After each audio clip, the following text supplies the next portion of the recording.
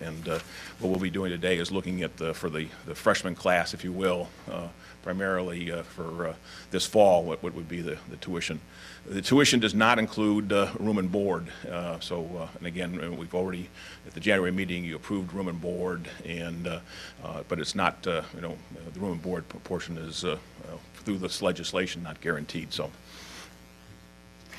again, revisiting the resolution that we had in January. Again, I think our goals for the resolution, again, with an accent on maintaining academic quality and affordability. But really, I'm going to probably come back to this quality issue a number of times during this presentation. Again, we want to continue to have a commitment to our financial aid.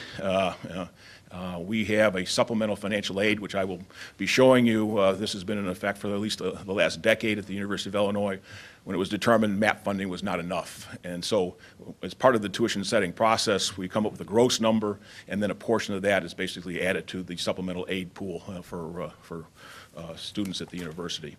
Again, setting the tuition flat to inflation, again, trying to gear the calculation to an inflation, into a price index, an appropriate price index, but also, as the resolution said, with due consideration to the status of our state appropriation and our funding levels and our support from the state, as well as basically taking into consideration our efforts to reduce costs at the university.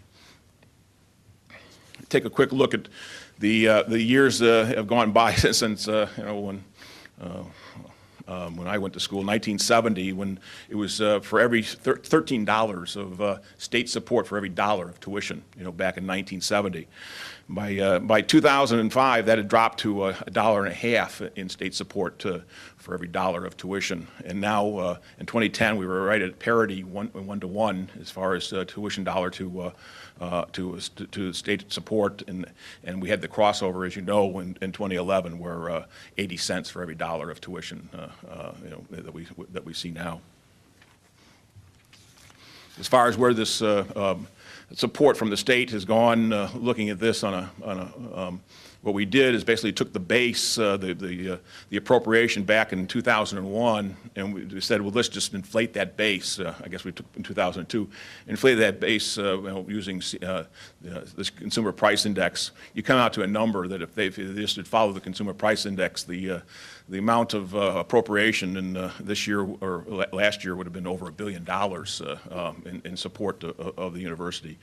And the difference, though, is that the red line is where the appropriation in actuality has gone over this last decade.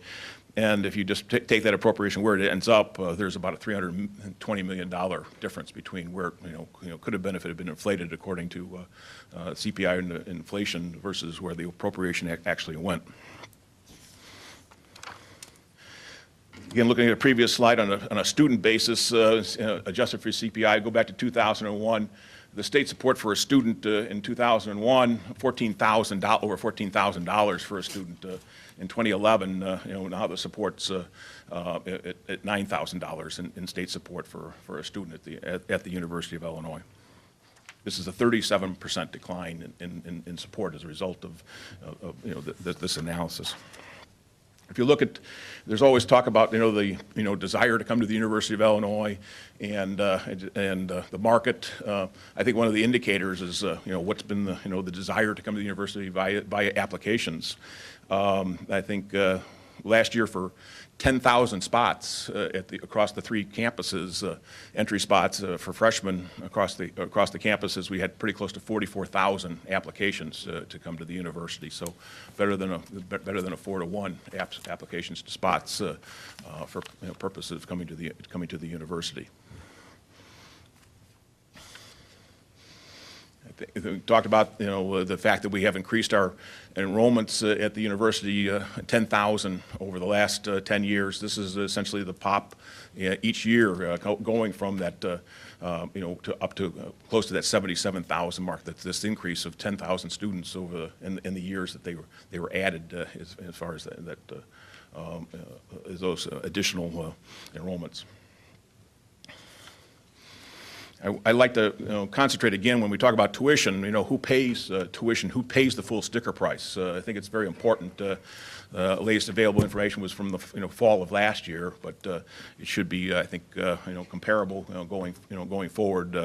I think that when you look at the three campuses in Urbana, 54% were paying the full price to go to the University of Illinois at Urbana.